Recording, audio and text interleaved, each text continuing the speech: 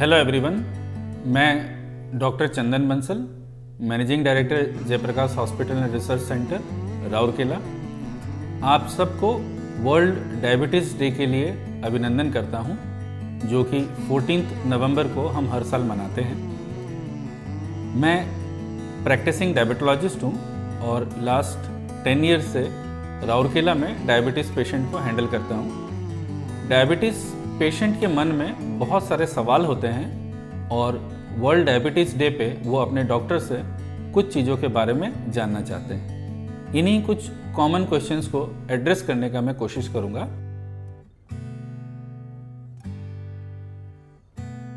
सबसे common question diabetes patient का खाने पीने के बारे में होता है, डाइट के बारे में होता है। डाइट से रिलेटेड बहुत बातें सब लोग करते हैं, बट आपको ये समझना चाहिए कि डायबिटीज़ पेशेंट के लिए डाइट सबसे इम्पॉर्टेंट होता है। कुछ समय पहले तक हम परहेज यानी कि डायबिटीज़ पेशेंट को क्या खाना चाहिए क्या नहीं खाना चाहिए ऐसी बातें करते थे, बट आज के सिनेरियो में हम जब डाइट की बात करते हैं तो हम उसको MNT बोलते हैं, यानी कि मेडिकल न्यूट्रिशन थेरेपी बोलते हैं। यानी कि डाइट आपके इलाज का एक हिस्सा है। डायबिटीज़ पेशेंट को मीठा नहीं खाना चाहिए, ये सब जानते हैं, लेकिन और भी बहुत सारी चीज़ें होती हैं जो अपने ग्लाइसेमिक इंडेक्स के कारण से हाई कैलोरी की होती हैं, उसको भी हमको ध्यान रखना चाहिए। जैसे कि डायबिटीज़ पेशेंट को डीप फ्राइड आइटम नहीं खाना चाहिए, यानी कि जो चीज़ तेल में बनते हैं और जिनका ग्लाइसेमिक इंडेक्स हाई होता है, जैसे कि समोसा, कचौड़ी, पकौड़ी,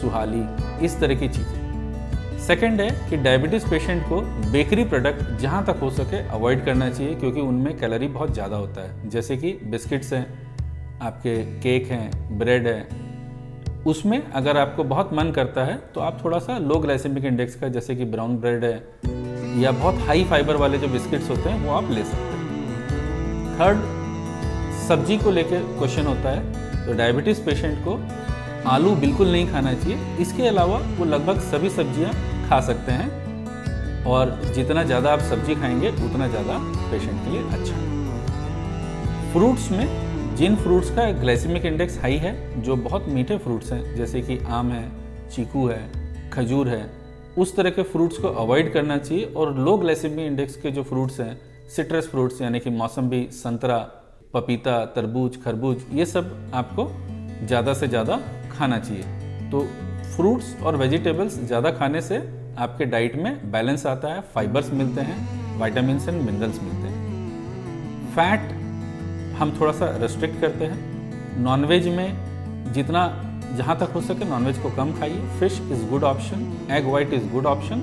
बाकी चीज़ें जितना आप फ्रीक्वेंसी को कम करेंगे, क्वांटिटी को कम करेंगे, उतना पेशेंट के लिए अच्छा है। तो ये डाइट से रिलेटेड बेसिक बातें होगी।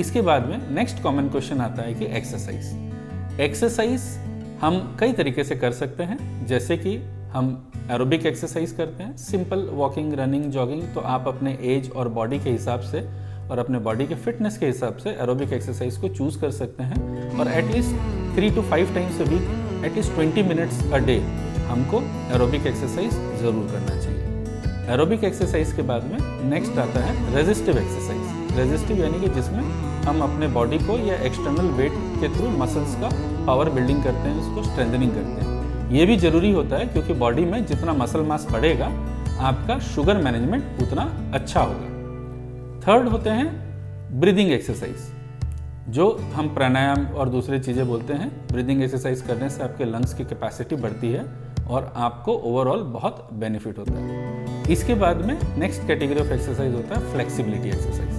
फ्लेक्सिबिलिटी एक्सरसाइज में हम बहुत सारे पोस्चर रिलेटेड जो योगासन होते हैं और भी दूसरे फॉर्म्स ऑफ एक्सरसाइज में हैं, तो वो फ्लेक्सिबिलिटी एक्सरसाइज करने से बेसिकली हमारे जॉइंट्स का मोबिलिटी बढ़ता है, हम ज़्यादा अच्छे से मोबाइल होते हैं और हमारी बॉडी लंबे समय तक हमारा साथ देती है और हम फंक्शनल रहते हैं, जो कि डायबिटीज़ पेशेंट के लिए बहुत ज़्यादा इम्पॉर्टेंट है।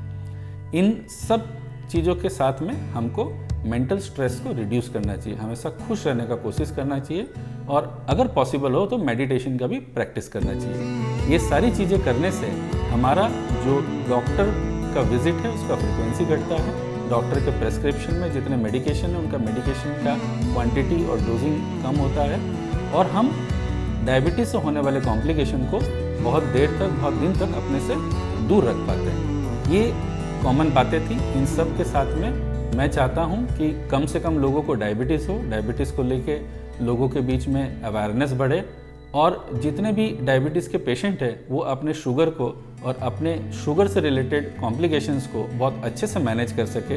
एक बार फिर से मैं वर्ल्ड डायबिटीज़ डे के लिए सभी लोगों को विश करता हूं और मैं चाहता हूं कि हम एक डायबिटीज़ फ्री सोसाइटी का निर्माण करें और इसके लिए हम कोशिश करते रहें। थैंक यू, धन्यवाद।